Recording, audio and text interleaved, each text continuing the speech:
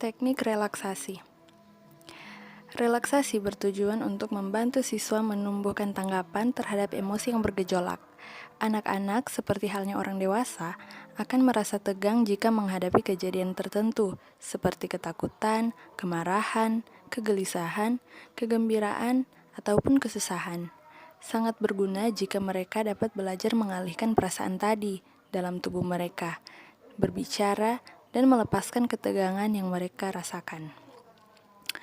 Adapun gerakan-gerakan relaksasi otot diuraikan sebagai berikut. 1. Tangan. Gerakan pertama ditujukan untuk melatih otot tangan yang dilakukan dengan cara menggenggam tangan kiri sambil membuat suatu kepalan. Siswa diminta membuat kepalan ini semakin kuat sambil merasakan sensasi ketegangan yang terjadi. Pada saat kepalan dilepas, siswa dipandu untuk merasakan rileks selama 10 detik. Gerakan pada tangan kiri ini dilakukan 1 kali sehingga siswa dapat membedakan perbedaan antara ketegangan otot dan keadaan rileks yang dialami. Kedua, tangan bagian belakang. Gerakan kedua adalah gerakan untuk melatih otot tangan bagian belakang.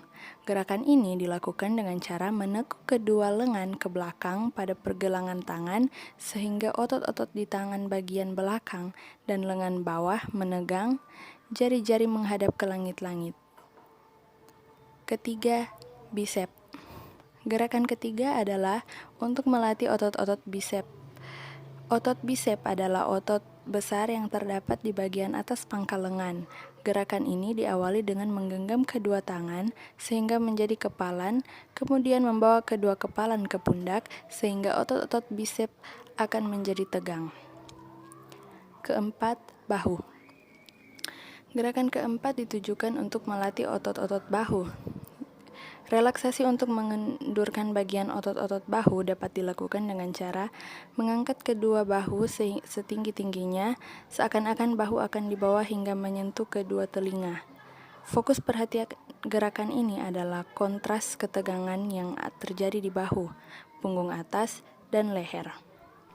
Kelima, ada dahi. Gerakan kelima sampai ke-8 adalah gerakan-gerakan yang ditujukan untuk melemaskan otot-otot di wajah. Otot-otot wajah yang dilatih adalah otot-otot dahi, mata, rahang, dan mulut. Gerakan untuk dahi dapat dilakukan dengan cara mengerutkan dahi dan alis sampai otot-ototnya terasa dan kulitnya keriput. Keenam, mata. Gerakan keenam yang ditujukan untuk mengendurkan otot-otot mata diawali dengan menutup keras-keras mata sehingga dapat dirasakan ketegangan di sekitar mata dan otot-otot yang mengendalikan gerakan mata. Ketujuh, rahang. Gerakan ketujuh bertujuan untuk mengendurkan ketegangan yang dialami oleh otot-otot rahang dengan cara mengatupkan rahang diikuti dengan menggigit gigi-gigi, sehingga ketegangan di sekitar otot-otot rahang menghilang.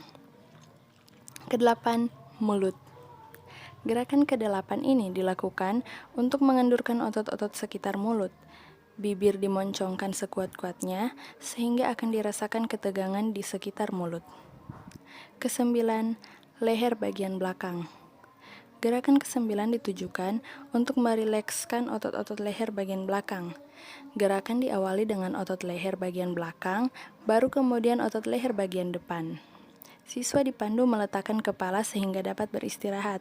Kemudian diminta untuk menekankan kepala di permukaan bantalan kursi sedemikian rupa sehingga model dapat merasakan ketegangan di bagian leher dan punggung atas.